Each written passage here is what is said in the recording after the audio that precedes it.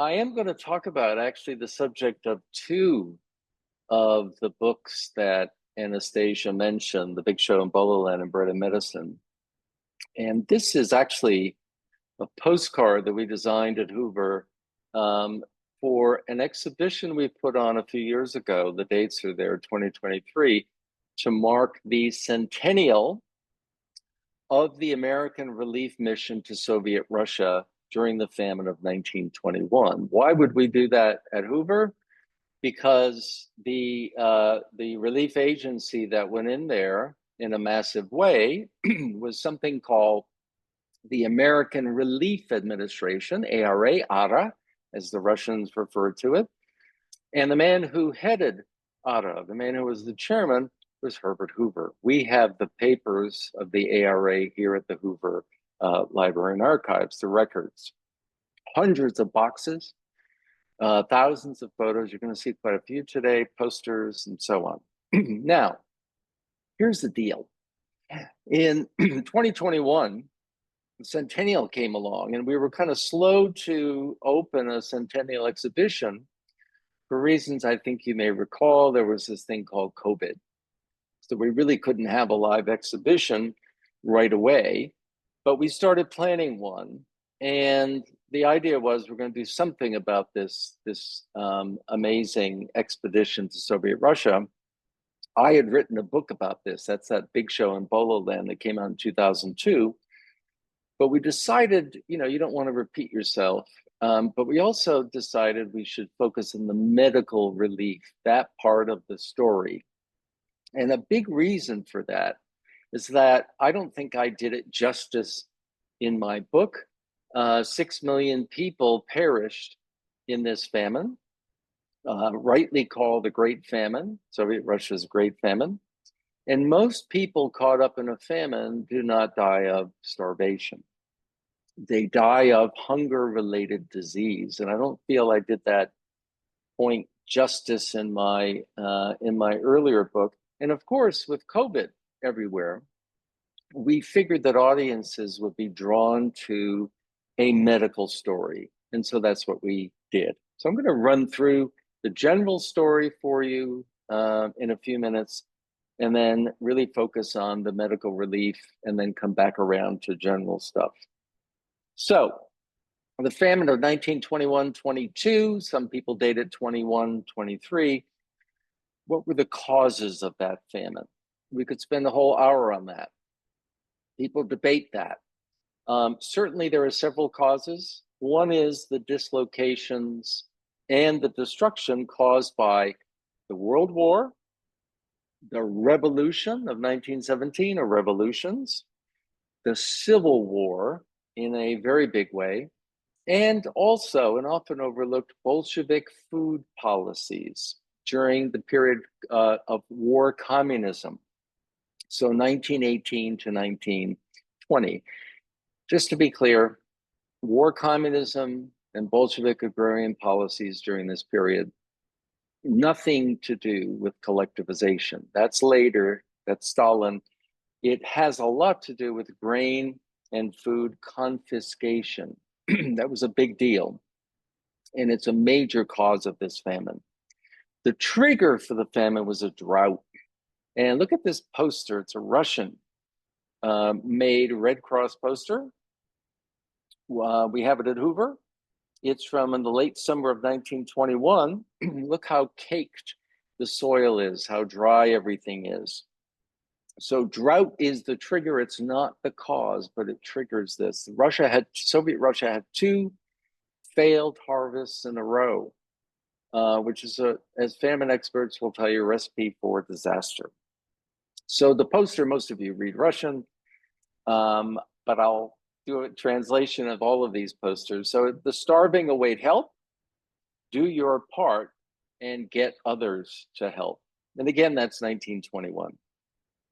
So the general story here is that in that summer of 1921, Maxim Gorky, so the writer, sends out an appeal for help in July 1921, and it gets picked up by the European newspapers and then the American newspapers. So it's widely publicized in the West. And it's worth reading, by the way, that entire appeal. You'll have a chance to do that at the very end. I'll talk about our online exhibition, and I'll be sending Anastasia the link to that, so you'll be able to go and have a look at that. But the appeal for help ends with the line that becomes the title for this talk: "Give bread and medicine." Notice that even Gorky was saying medicine. He understood its importance. So when the message reached the West, it's Herbert Hoover, as chairman of the ARA, who really is the only person in a position to act. He's been chairman of this ARA since 1919. It's been feeding across Europe. They have the money, they have the experience, they have the personnel, and they're ready to go in. They've been anticipating this.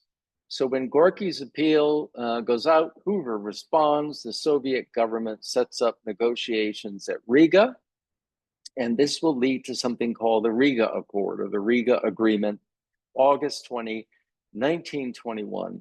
The ARA then goes in and delivers enormous quantities of food. More about that in a minute. That medical relief, plus, and I might say this again because it's almost always overlooked, seed for planting, for saving the 1922 harvest, wheat seed from the American Midwest. That's the harvest of 1922. So all of that is going to take place over a period of very intense 1 year and then stretching to 2 years. And it's the feeding of children really that the ARA has most experience. And that's what almost exclusively what it does in Central and Eastern Europe. And so the ARA gets started in September 1921 by opening kitchens, so dining halls, such as this one in Petrograd, as St. Petersburg was called at the time. And, this is the way I think Herbert Hoover pictured this thing playing out. Originally, he promised to feed 1 million children a daily meal. Pretty quickly, when the Americans got on the scene, they realized that was not going to be nearly enough. So they upped the target total to 3 million children getting a daily meal. But as the American relief workers fanned out, especially once they got to the Volga, we'll go there in a minute, they realized that if we feed the children and let their parents die, we're going to have a massive problem. The Soviet government will, with millions and millions of orphans. We've got to do something about adult feeding. And again, the ARA had never done this in Europe. So Hoover sort of pulls the strings back in Washington. He's the Secretary of Commerce at the time, and so real sort of influential in the administration of Warren Harding, and then later Calvin Coolidge, but right now it's Warren Harding.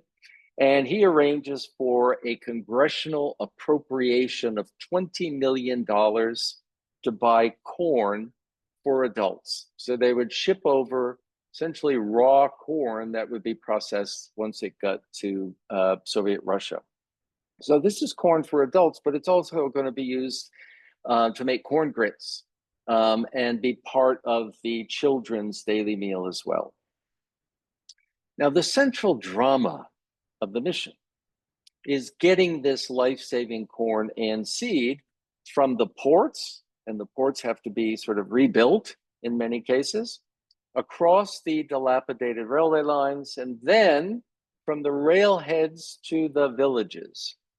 And that drama takes place late winter and spring 1922, and everything has to arrive just in time for the spring planting. And ideally, the food gets there, the corn gets there before the seed, so that the seed does not get eaten. It's quite a story. This is a camel, those are camels, camel caravan on the frozen Volga River. So they were able to use the river to sort of shepherd food all along and then east of the Volga River. This is at Tsaritsyn. You could probably see that caption there, helpfully written right on the photo.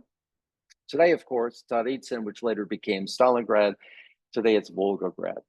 So And there's not an American in that photo, which is a good sort of hook for me to say that it's called the American Relief Administration. And Hoover really intends for his relief workers to be administrators. They go in and they hire local staffs, local people. The locals do the heavy lifting, so to speak. So during the course of the 2-year mission, at most 300 American relief workers served.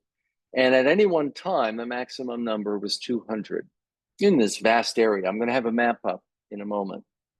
So this is a pretty big deal. You're hiring local staffs, and that's going to create problems. Among the enormous obstacles that had to be overcome, I mentioned the broken down railway system, which almost derailed, if I can use that word, the entire mission. There was the weather. Sometimes it helped, as you can see here. In fact, spring turned out to be more dangerous than winter in a lot of ways. And there's also the obstructions of Soviet officials trying to get credit for the relief operation. We could spend a lot of time on that. The real big problem is a starving population really unable to help itself. They were so far gone after having been worn down by 5 years of deprivation. There's a lot of theft, as you would imagine, and so on. But the mission ultimately succeeds. And one statistic I like to give is that in the summer of 1922, the ARA was feeding a daily meal to 10.5 million Soviet citizens. It's a meal a day. It's probably larger than that. Some unofficial giving was going on, closer to 11 million a day. And the seed got in, most of it got planted, and the harvest of 1922 was a decent one. So the back of the famine by the summer of 1922 had been broken. The ARA continued in Soviet Russia for a second year, a reduced mission. They couldn't just pull out. There were still pockets of famine. And in the end, the total amount of American relief came to just over $60 million. I'm not fond of doing these calculations, but $60 million in 1922 equals over $1 billion today. So it's a lot of money. Let's look at a map. This is a map that we made for the exhibition. So you see up at the right, ARA medical districts. It also works for where the ARA was operating with its food delivery in Soviet Russia as well. Now in the West, when this famine breaks out, it's known as the Volga famine. And the Volga, you see Kazan about 2/3 of the way over. And the Volga's coming in from the west and takes that right turn and goes down Simbirsk, Samara, Saratov, Tsaritsyn. Then it takes that hard left, the Volga does, and goes to the Caspian. And there's Rostov down below. So, essentially, this is what a lot of people on the outside are thinking is the famine zone of the time. But in fact, as the Americans discover, the famine zone extends much further east. In fact, at some point, they think they could keep going to Siberia, to eastern Siberia, and they would, find famine. So you have Ufa, you have Orenburg there. So they're crossing in from Europe to Asia. And also, however, Ukraine. And southern Ukraine has famine conditions as bad as anything the Americans see on the Volga. That's a whole story I could tell in a separate lecture about the difficulties the ARA encounters in trying to reach Ukraine, because the Kremlin stood in the way of that initially, and then trying to run operations out of there. So if you're looking at the map now, the ARA eventually extends its operations throughout the shaded region. So what are they? Yellow, mustard colored, whatever they are, tan regions. And in total, during the 2-year mission, about 30 American doctors serve in the mission. Those doctors are also administrators. So, and I think a few of them were frustrated by that role. They wanted to practice medicine. But they are working in collaboration with local doctors and healthcare workers, and that collaboration turns out to be absolutely vital to the success of the mission. There's lots of testimony in the ARA papers, testimony of the Americans about the heroism of the local, mostly Russian doctors. There's very high morbidity and mortality rates among doctors starting during the Civil War. Dr. Zhivago, right? Some of us know that story from the novel. In some places, up to half the doctors have succumbed, are gone by the time the ARA arrives. There's just no physician in sight. Many of them, the Americans learned, were victims of typhus. We'll come back to typhus in a moment. One quote I just stuck with me when I was researching this book. An American doctor, October 1922, and he is visiting Samara, and he writes from there back to New York, quote, "When I see what the doctors of this country have done, are doing now, and are going to try to do this winter, I am proud to be a doctor." So one other statistic, the ARA had never done a medical relief campaign before. So this is a brand new thing. Never in Central and Eastern Europe had they had to do this. Funding for this, about half of it came from the American Red Cross. So the ARC, about 3.8 million. Why didn't the Red Cross go in and do the mission on its own? That's what actually Hoover wanted, but the Soviets were very mistrustful of the American Red Cross, which had operated behind the White Army lines during the Civil War. Also, US Army surplus supplies totaled nearly $4 million. A few other sources, and we have about $8 million total for the medical relief campaign, about $150 million today. So, okay, the map, we might come back to it. The big concern when the Americans arrive, and they start arriving in late August of 1921, the real concern is refugees. This is I love this poster, a Soviet poster from the late summer, early fall. The caption there says, "Stop this flow of the starving by means of your comradely aid." That sounds a bit awkward in the English translation. And you can see what's happening here. There is a village that is dead in the background. The skeleton there, people are on the move. They're looking for food. The horse is dying along the way. You see that there, the vultures are sweeping in. It's a bad scene. Probably many of these people heading toward places like Ukraine. So the worry is they're spreading disease. For the American medical doctors, this is a very big deal. How does it look to those doctors and the other relief workers when they arrive? It looks like this. These are refugees at a railway station in a town on the Volga. I never was able to determine which town that is, but lots and lots of scenes are described like this are described by the Americans in their diaries, their letters. I mean, this is sort of what it looks like. Now, I'm going to show you two photos that might be difficult to look at. I'm going lightly on the horrors images today, as we did in the exhibition. I mean, there's some photos that are really difficult to look at, but I got to kind of show you the extent of the problem so you'll appreciate the achievement of the relief operation. This is a children's home on the Volga, and this is like hell on earth. The Americans hated walking into these children's homes, which they had to do to inspect conditions. These are orphans, or they've been left by their parents on the doorstep of this institution in order for maybe, salvation would be delivered by, who knows, the institution, people helping the institution.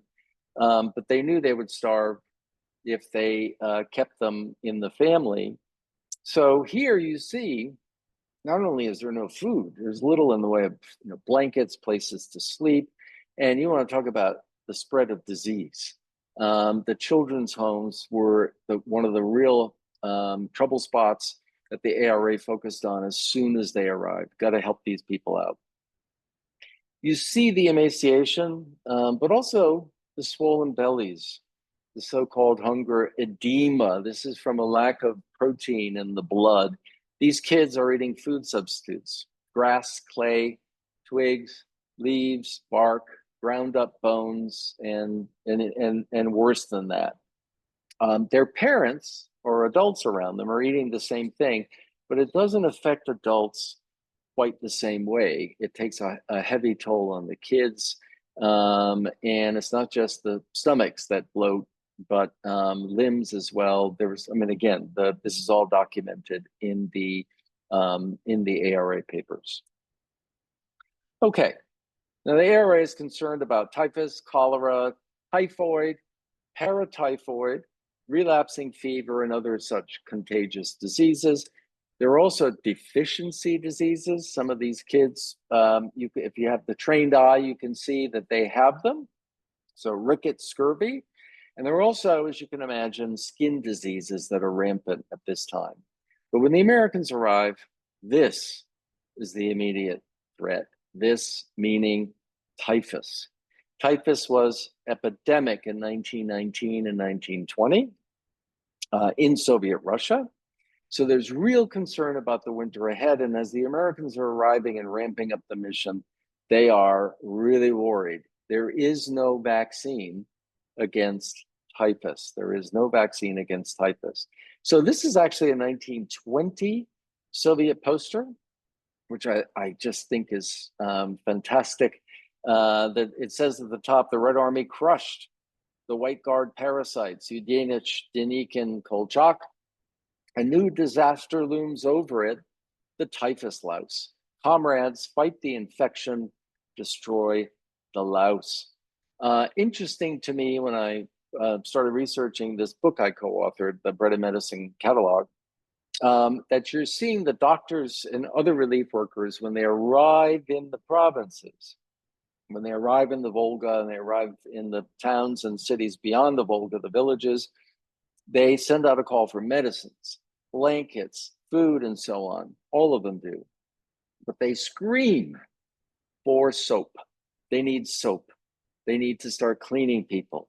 We're going to be overwhelmed by typhus. And the Americans can't protect themselves. The relief workers have no protection. They are traveling on trains, they're in offices with their Russian and other employees. They're vulnerable. And in fact, a total of 8 Americans in the mission would contract typhus. There were several close calls, only one fatality, one death in Ufa in May of 1922. Let's go to Minsk.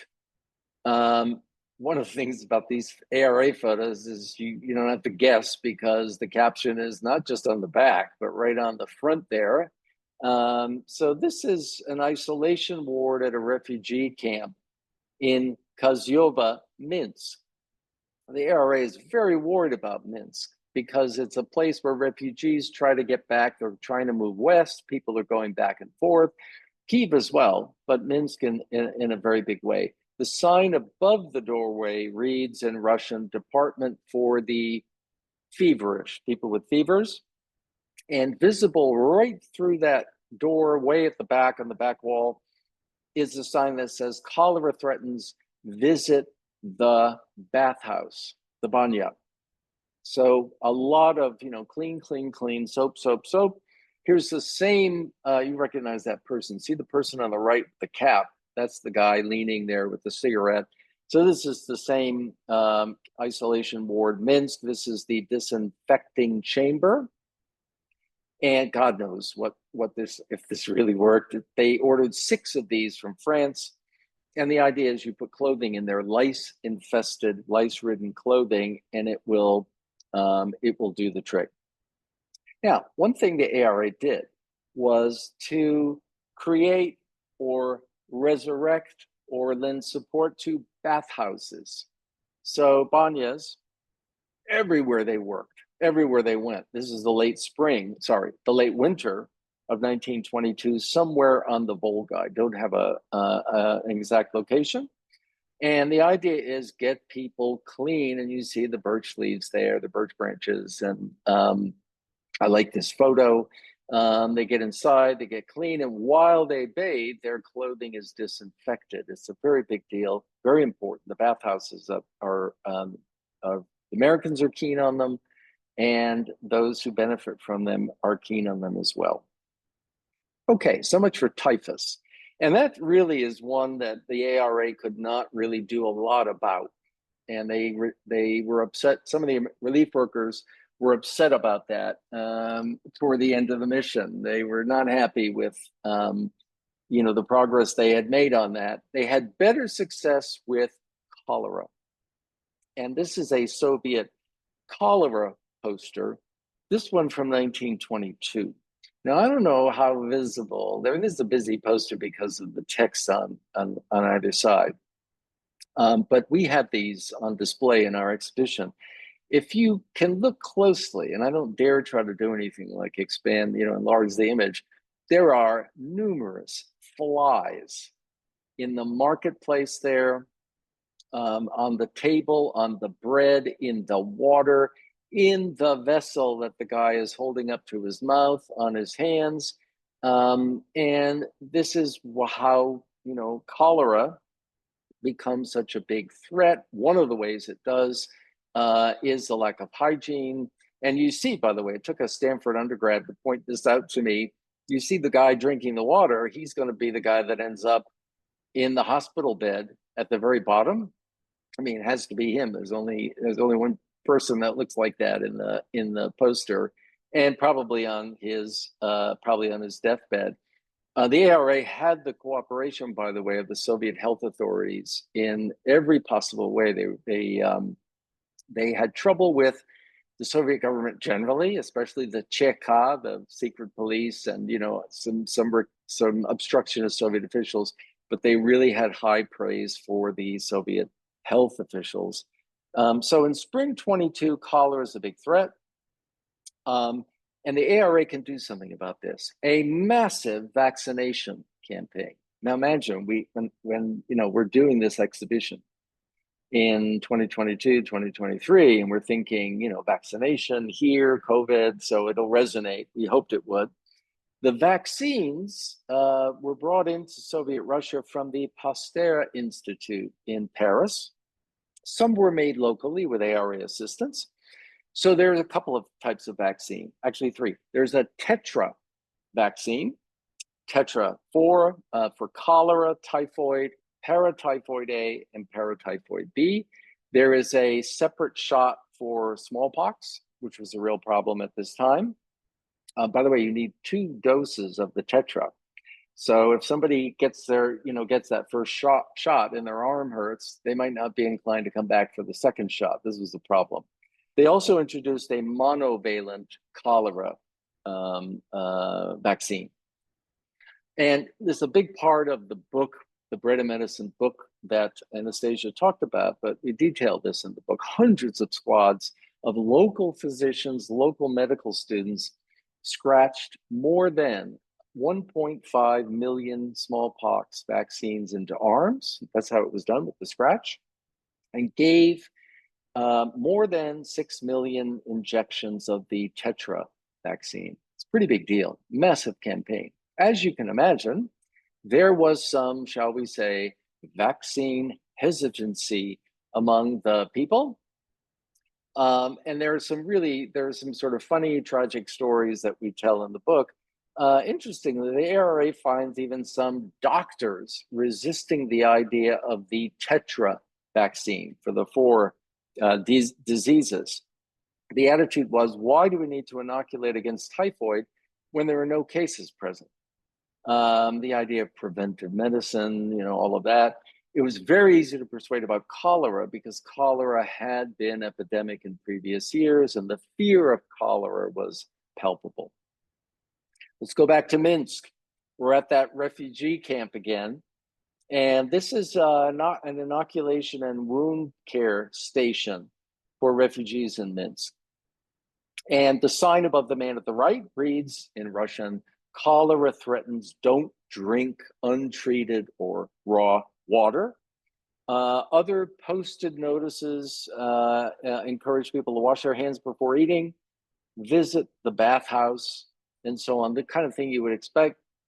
I mean, it took me a long time, I'm embarrassed to say, to realize that, in fact, if you go through that door, and you take a look at that guy, and by the way, there's the guy with the cap again. That man is being vaccinated. I just took me a while to realize it. Of course, he's being vaccinated, not in the way we think about it. It's in his back instead of his arm, but it's vaccination. We have thousands of photos from the ARA collection thousands in general. We have at least a couple of thousand that have been digitized and are available in our digital collections. You can have a look at those. Again, I'll be sending that information to Anastasia after today's event. By the way, if you're a refugee and you want to cross the border out of Soviet Russia at this time, or even purchase a train ticket, you needed proof of vaccination. And if you want to leave the country, it'd have to be the ARA vaccine that you got. Okay, this should look familiar. It was on the postcard that I used as the introduction to the talk. We call this guy around here, we call him Brave Boy. I don't know about you, but the idea of getting a shot is, gives me the creeps. And these little kids look brave. And I said there's a lot of vaccine hesitancy, but the ARA had leverage, and that leverage was food. If you want your meal, you got to get your shot. If you're an adult and you want your corn ration, you've got to get your shot. And so this really helped to promote the medical relief program. So bread and medicine, they work in tandem. We use this photo in the postcard. This photo was taken at an ARA kitchen in Petrograd. Again, today, St. Petersburg. These kids, by the way, are getting the Tetra vaccine. Now, where was this kitchen located? We have a map. It's from the David Rumsey collection here at the main library. This is Petrograd, a map of Petrograd, 1918. And we are going to go almost dead center now. We're going to zoom in. You ready? Right there. And that red line is my very unprofessional demarcation of Gagarinskaya Street. So it's Gagarin Street, not the astronaut. It's Gagarin Street. It's still there, by the way. No doubt this school is not there. Who knows, maybe, but this school was there on Gagarin Street. Let's dip back out and go to the Volga. We're in Samara, and the guy who was the district physician, the ARA physician in Samara, I say district physician because you see that written on one of the crates there on the truck. And that's what they were called, district physician. The man who was the ARA doctor was Frederick Foucault, a real character, one of the stars of our book of Bread and Medicine. And he wrote about this photo. Every once in a while, you get a caption that really nails it. And he wrote this caption. Here's the quote: Tetra vaccine being shipped from the medical warehouse in Samara to the Pugachev region. The large cases each contained 1,200 10 cc ampoules of the Tetra vaccine. The smaller cases contained tincture of iodine, soap, gauze, syringes, and needles, etc. End quote. And what I liked about this, and again, you don't notice these things right away. It takes careful inspection. It helps to have these images digitized. Have a look, especially, I think all of the crates have this. You notice the writing, it's in French, it's Institut Pasteur de Paris. This comes from the Pasteur Institute. Now, this is the point to say. Why go to Paris and Pasteur for what was a very expensive proposition? I mean, they charged a lot when you could get the same vaccine from the States. It would take a little while to get over, but you start with a little bit from Pasteur and then take the rest from the States. The American doctors who were running the medical program realized that they needed to build trust among the Russian Soviet doctors who were wary of these vaccines, especially when they heard about a Tetra vaccine. But when they said, they noticed that when they said they're going to come from, at least the initial ones, the Pasteur Institute, that was the gold standard. That made these local doctors feel real good. So the decision was made to get everything, even smallpox, even the monovalent cholera vaccine from the Pasteur Institute. Let's quickly go to Kiev. And, you know, lots going on there. And again, that's a major, major story. I'm showing you a photo that's outside. And if you read Russian, you can see it. An ARA dispensary and inoculation point. And we have good photos from the activities inside this institution. This is Kiev in May of 1922, standing near the center, wearing a hat. He's holding his coat over his forearm, is the district physician, so the local ARA doctor, and that's Theodore Foster. I love this photo. Can we just stare at it for a few minutes? The ARA established pharmacies, many of them in the major cities and towns, and they stock them up with everything imaginable. This one was in Saratov. Essential medicines are on display here. If you zoom in on the digitized photo, you can get a pretty good idea what's in all the bottles. And quinine is a big deal. Lots of castor oil. Castor oil compensates for lack of fat in the diet. Quinine was so expensive, it was practically unobtainable. Quinine treats malaria. Malaria was epidemic everywhere, and due to the absence of quinine. So quinine was a major deal, and they had to prevent theft of quinine. A single bottle of quinine was worth 3 months' pay of the average worker. So, and thievery of the medical supplies, thieving was a big deal. I don't do statistics. I usually don't like that, but while we're looking at this photo, just a few. The US shipped via the ARA 40 tons of chloroform and ether, 57 tons of castor oil, 15 tons of aspirin, 1,300 sets of surgical instruments, and 8 million bandages. I love this photo because it's just so sort of down to earth, and these people look like they are dedicated to their job. Surgical hospital in Yekaterinburg, outfitted by ARA. Indeed, it was. The ARA brings in disinfectants, surgical dressings, hospital clothing. When the ARA arrived, and not just at this hospital, but at many others, surgical wards were using newspaper to close up wounds, newspaper. Or there were signs telling patients to bring their own bandages. You know, surgery patients, you have to bring your own bandages. Yeah. Okay. So this photo, which I'm not sure you'll be able to see this, which becomes, it's always funky when you're holding something up like that. It's the bread and yeah, there you can see it. I think it's used on the cover of Bread and Medicine, the catalog for the exhibition. This photo shows us, and you can see it on the chalkboard, that this patient has scurvy.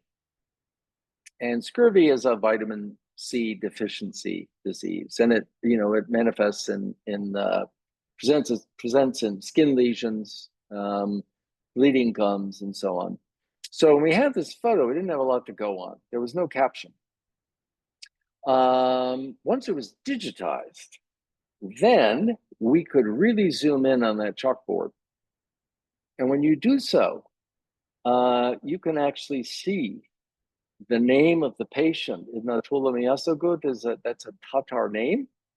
And I was able to locate sort of people with that name back then and now, by the way, must be same family, in Kazan, and find that the ARA had this kind of hospital dealing with these types of deficiency diseases, or a ward in a hospital in Kazan. So that helped me to narrow it down. He's a worker. If you read Russian, you can see that. He's 25 years old. You see what kind of medicines he's getting. This is pretty cool to get in and get this kind of info. Now, but the real discovery here, are you ready for this? We go back. What do you see dead center in this photo?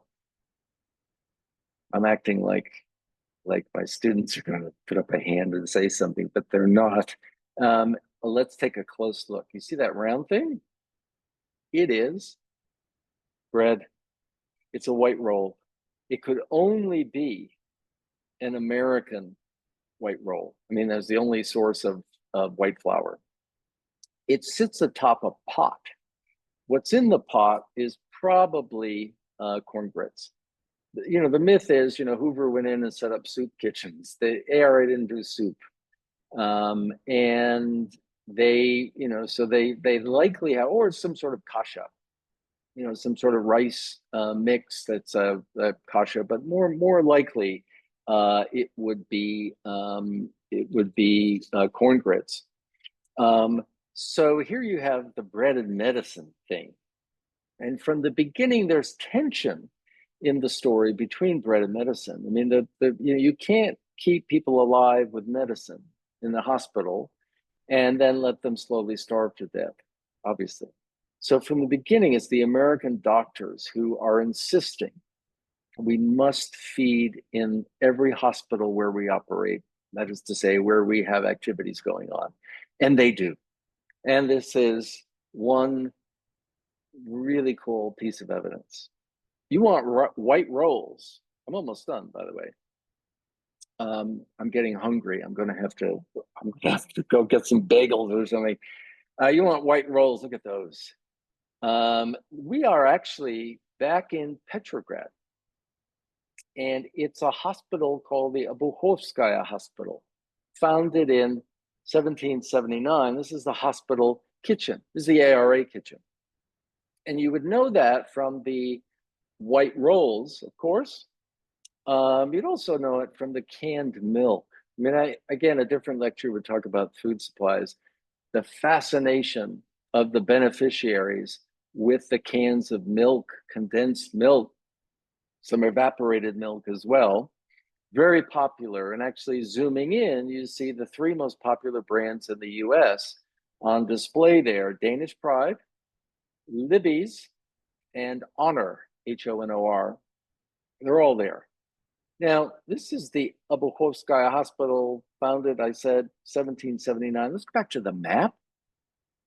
And we got a kind of a close-up. You see circled in black down there, you can actually see the abbreviation, Obukhovskaya Bolnitsa.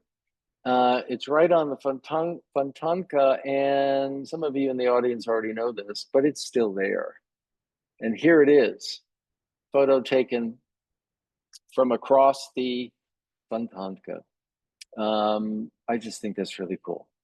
Okay, so in the end, most of the Americans leave in June 1923.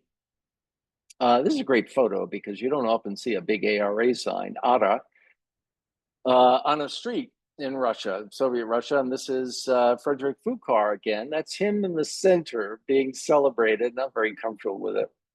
This is moments before the blanket toss that they all got. I mean, I can't imagine they threw him up in the air in the blanket with a hip, hip, hurrah kind of thing. So he's being celebrated here. And look, these are happy times. These are really sad times, bittersweet times, because there's a fear, and it's a fear the Americans share, that these hospitals and other medical facilities that really have been on kind of life support under the ARA would not long survive after their departure. ARA dumped all kinds of supplies on these institutions, hoping that it would just keep going, but they feared the worst as they were leaving. A final poster, I could show you a bunch of posters in the collection, done by Moscow artists, by the way. So this says American gift, Amerikansky Podarak. And as I say, this poster, by the way, was in the exhibition. I will send Anastasia, after we're done today, a link to the online exhibition so she can share it with you. There are many more photographs than I have been able to show you today. Maps are in there. we had, while we were making the exhibition, students participate. So we have student essays. We have 4 of those, original research, some fascinating stuff, some great stuff. And then I'll close with this. So this is the book that came out in 2002, Stanford University Press, The Big Show in Bolo Land. I should explain the title. These American relief workers have been serving in other places in Central and Eastern Europe. And every place they served, they called it, much like the World War I soldiers did, doughboys and others, the show. So I'm in the Warsaw show, or I'm doing the Poland show, I'm doing the Hungary show, the Serbia show, etc. And they always thought that if they could ever get into Soviet Russia, that would be the big show. And once they got in and wrote letters home to mom and dad and others, the big show is going well here. So the big show. What's Bolo Land? The Bolos were the Bolsheviks. That's a term the Brits actually gave starting in 1919 to the Bolsheviks, British diplomats, really. And the Americans kind of borrowed that language. And Bolo Land, the land of the Bolos. So the big show in Bolo Land. Now, the stunner, never expected to be ending a talk like this, is this. And I shared this with Anastasia a couple of weeks ago. So that book, that 2002 book, was published in St. Petersburg by the European University at St. Petersburg Press in May of 2024. I mean, against the odds, right? I mean, who would have expected this? And, there just so happens I have a brave editor there and some brave people around him, and they decided to go for it. And they kept the title. It's for those of you who prefer to read in Russian, there's a great sort of apparatus of notes that Ivan Kurilov, my editor, introduced. Brilliant guy, dedicated guy. One thing that I will say, 2 things that I'll end.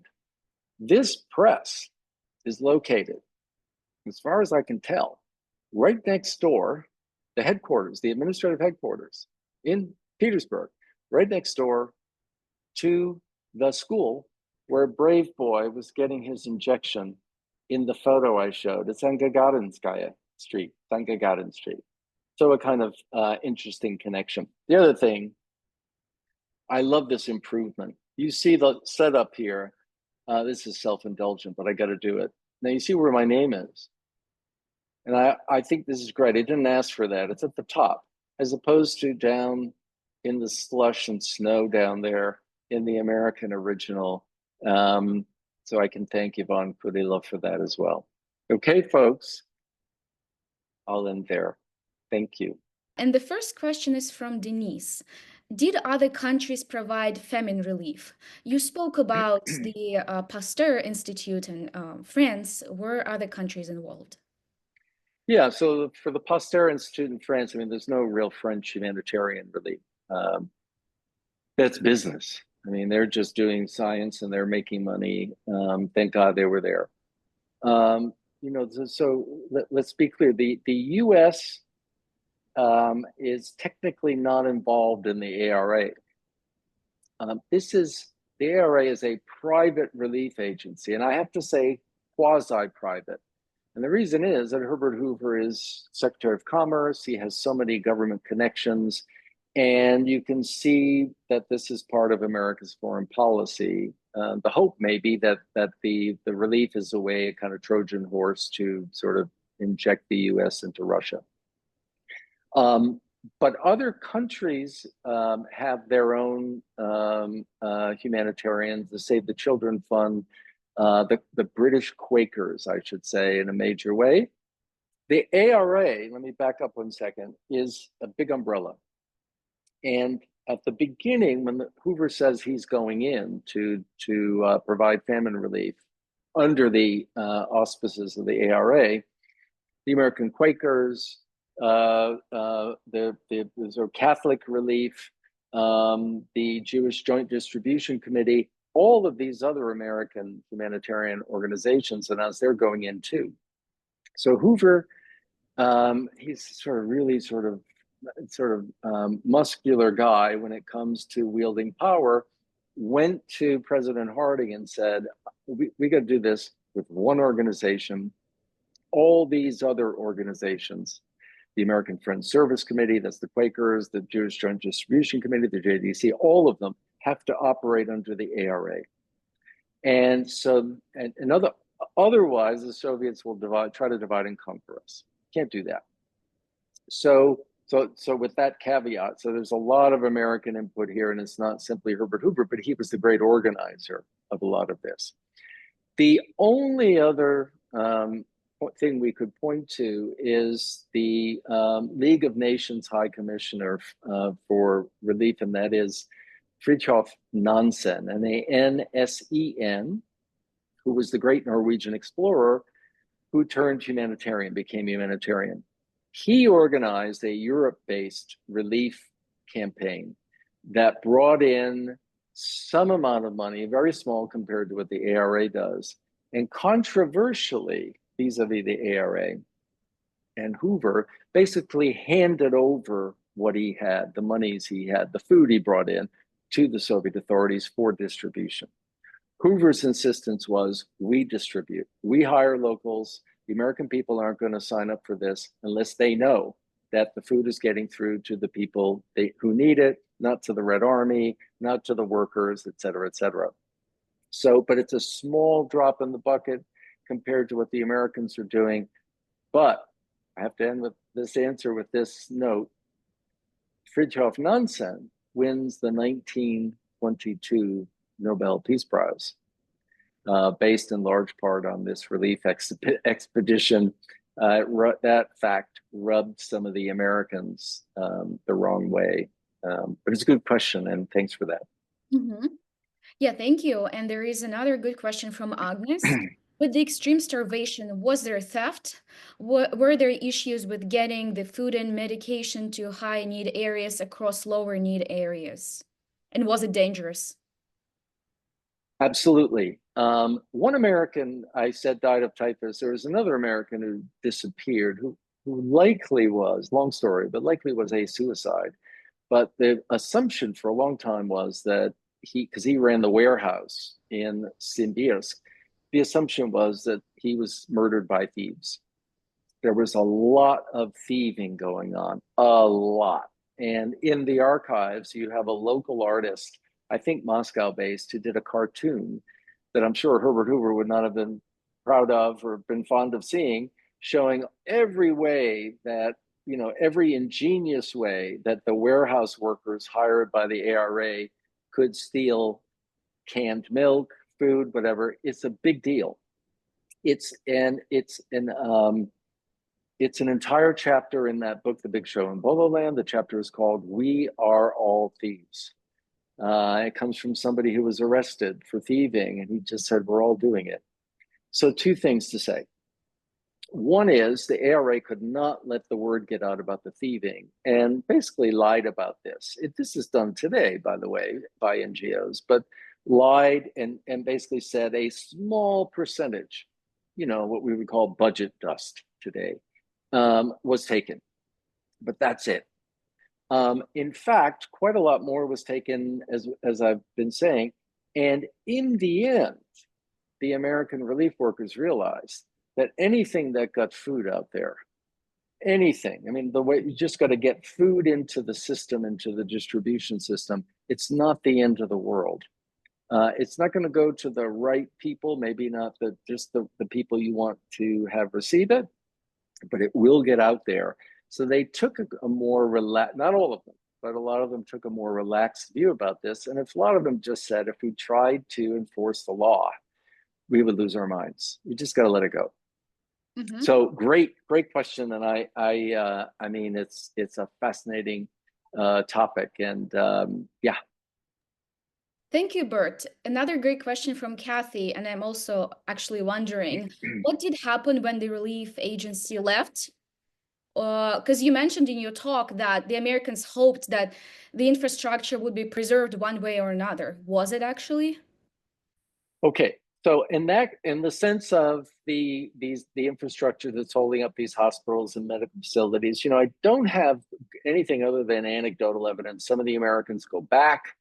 A couple of them, by the way, go back to marry their Russian sweethearts. I haven't mentioned it, but 26 of the 300 Americans who served in the mission, 26 got married and brought home brides from Soviet Russia. So they go back and they're hearing things, seeing things, but it's not the doom and gloom they thought it was going to be. As the Soviet economy kind of recovers under NEP, the new economic policy.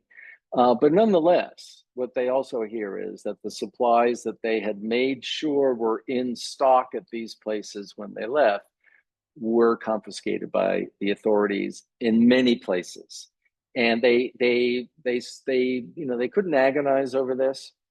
They realized there was nothing they could do. The bigger concern, they worried that once they left, the people that they hired about 100,000 locals in various capacities, inspectors and kitchen managers and warehouse, and so on. They worried that those people would pay a price, that they would be targeted politically by the regime. There'd be this big sweeping arrest. That did not happen. There were cases, and one of them made the New York Times. It was a case, and it outraged Herbert Hoover and all that. But it turned out it was an isolated case. What you see later in the 1930s, during the terror, is that an association with the ARA back in 1921, 22, 23 could come back to bite you, could come back to haunt you. We haven't really dug to the bottom of this. Of course, not all of the evidence is out there for researchers to explore, but there's enough of it. And my colleague here, Russia curator Anatol Shmelev, has found some of this in Kyiv and elsewhere. I mean, there were prices to pay. There was retribution going on, but it took a while, not right away. So yeah, it would be fun to trace be interesting to trace, what happened to these various institutions. How did it all work out? But I'm afraid, that's kind of lost to history. But the doom and gloom feared by the American doctors in particular did not sort of bear out, turned out to be unwarranted. It seems that it could be a whole separate book and a documentary and a radio Yeah. series. Yeah. Yeah. I should say, you mentioned documentary. I'll say very quickly that there was 2 years ago, some of you listening in will know this, a Russian-made documentary called Golod that dealt with, it was like an hour and a half, dealt with the famine, and there were talking heads and photos and film and so on. And that film was suppressed in the sense that its license was taken away, certificate. So it was not able to get a theatrical release. It was shown at film festivals abroad. And so a book like mine might come out. But a film like that maybe crosses a line, especially because I have to say the filmmakers, I think, got a little bit maybe too obsessed with cannibalism, which is a big topic. I have a chapter on this, and I think they overdid that. Certainly politically, it would have been better to lower the volume on that if you want to get your film screened in the theaters, So, okay. Right. Yeah, there is a note from Michael. A truly fascinating talk. Congratulations. Who were the photographers? Were there any official photographers, Russians, Americans? And were you able to, it's a separate question, were you able to consult Russian archives too? There are many questions about your archival work and primary sources. Did you travel to Russia and what you were able to find that? So let's just separate. Wow. Yeah. Okay. The easy one is the photographer. The ARA hired an official photographer who served as their motion picture man. And the good thing is, I wrote his story up, and you'll see it in the online exhibition. The link, you follow it, you'll see his name is Floyd Trainum, and he was from Atlanta, Georgia. And he was very cold in Russia, and being from Atlanta, and he was the official photographer. He took if not most, then about half of the photos. And again, there are several thousand, almost 3,000 in the ARA archive. So Traynham was on the job for long stretches of time. He made 2 trips over there and the motion pictures. And we did a film on this. We showed a film. Again, this will be something I send to Anastasia. She can share with you. So, but they also got photos from, especially from remote places, from locals. And some of the most horrifying shots, I mean, the horror shots, come from there because Traynham took a while to get over to the scene of the famine. And by the time he got there, the ARA was already on the job and feeding. Not to say there was no famine, but on the job. But they have photos from the early going in particular, like the photo of the children's home and the kid with the emaciated kids with the edema, the swollen stomach. Those are locals taking those photos. And we also have individual collections here at Hoover that are not the part of the ARA, but these are collections left by people who served in the ARA and later gave their papers to the Hoover Library and Archives. And those collections, several of them include a lot of photos, some pretty powerful photos. And those photos come both from the donor, the person who served in the ARA and took some photos, more likely from a local, and they got the photos from them. Okay, archival sources. So when I did my book, The Big Show in Bolo Land, I made a couple of attempts to get to look in archives, so in Moscow. It wasn't that important for my mission. My mission was I had to do double duty. There was no book on the famine, on the 21 famine. I mean, the later famine, the Stalin famine, the Ukraine famine, the Holodomor, that's the headliner, right? That's the one everyone wants to know about. So no book really in English on that famine. So I had to write that book up. And then on the relief mission, I was telling this story from the American point of view. The title gives it away, The Big Show in Bolo Land. What did these Americans experience? But beyond that, when you go into the ARA papers, it's not just what the Americans, it's not just their testimony, their documentation. They solicited testimony, documentation, diaries, letters, memoirs from their employees and from people that they gave food to. In fact, they would give food packages to people who would offer their memoir of the time of the revolution. So the papers of the American Relief Administration here, the Russian mission, because there's also Europe stuff, the Russian mission are, I mean, I think have not been nearly been fully mined for this kind of information, going beyond the American experience to the revolution, the Civil War, and the famine as experienced in a variety of places. So I had my hands full here. It took me 13 years to complete the book.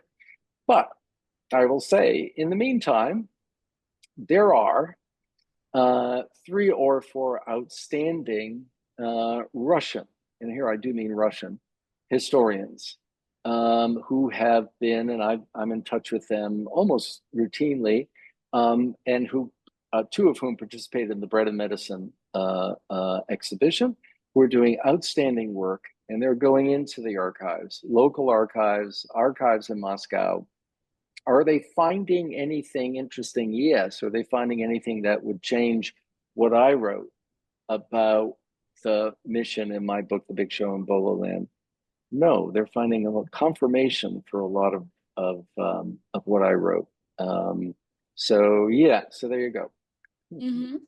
Just a little note, not a question, from Catherine. Thank you so much from Tallinn. We'll be recommending the book to my group at Pushkin House in London when I return next week. Fantastic achievement. I did not know about this until now. Yeah, and the last question I'm going to ask you is about, you briefly mentioned that this story maybe is not well known, well documented in Russia, or it's just known from a slightly different angle, because you mentioned that you wrote it from the American angle. Do you believe that the Cold War could have affected the memory? Because everyone knows more or less the story of Holodomor. How how well it's documented and well known in Russia, and did the history of the 20th century influence the story, the narrative? Oh, yeah, absolutely. And, again, I have a very long epilogue in my book, the Bolo Land book, that talks about what happened. Why did this fall down the sinkhole and kind of disappear? On the American side, it has a lot to do with the fact that Herbert Hoover became president, and then the Great Depression happened on his watch. And the whole idea that Herbert Hoover could be a great humanitarian became a real hard sell when people were saying, you help those people over there, why can't you help us? That kind of thing. So his reputation took a hit, and this thing really faded. His reputation as a great humanitarian, I think, went into the background and sort of reemerged. The other thing is, Americans just forget their history and they move on. They're just like that. On the Soviet side, the thing is kept alive during the 20s. It's a typical story of the Soviet chronology. But then by the 1930s, the ARA is a cover operation for espionage. It's not real. Oh, sure, they brought in some food and medicine, but it was just basically so they could get information and do their espionage work, do their spy work, and so on. And that's when some of the people who had worked for the ARA were accused of espionage at that time. It was all part of the Great Terror. So later, after Stalin goes, you see the emergence in some of the books about how there was some good work done by the ARA, but nonetheless, there were still spies among them. And even in the late 1980s, there's a book in Russian, Diversion Under the Flag of Aid. And it's all about how they're really working with the whites to try to overthrow the Bolsheviks. So yes, Cold War plays a role. I'll finish with this. In 1987, I took a trip with some Stanford alums, and it was down the Volga. And there were a lot of cities we just could not visit. They were closed cities. Very frustrating, of course, for me. But I talked on the ship about Ada. I was just starting my book. And summer of 88, I correct myself, summer of 88. And then we would walk into the towns we were let into, and I would start to ask. And all I would need to do, and I would ask older people, would be to say Ada. And I would get a reaction. Ah, Ada, Ada. And when Gorbachev visited Hoover after his downfall, he came here in 1992. We set up an exhibition for him, and in there was a map of Ada's activity. And he walked up to the map, and they were active in the place in the South where he's from and where his parents were living. And he pointed to the map and he said, my parents spoke highly of Herbert Hoover and the relief. This is Gorbachev. And so this was just sort of blew people away who were in the room. I wasn't in the room at that time, but wow, it was pretty cool.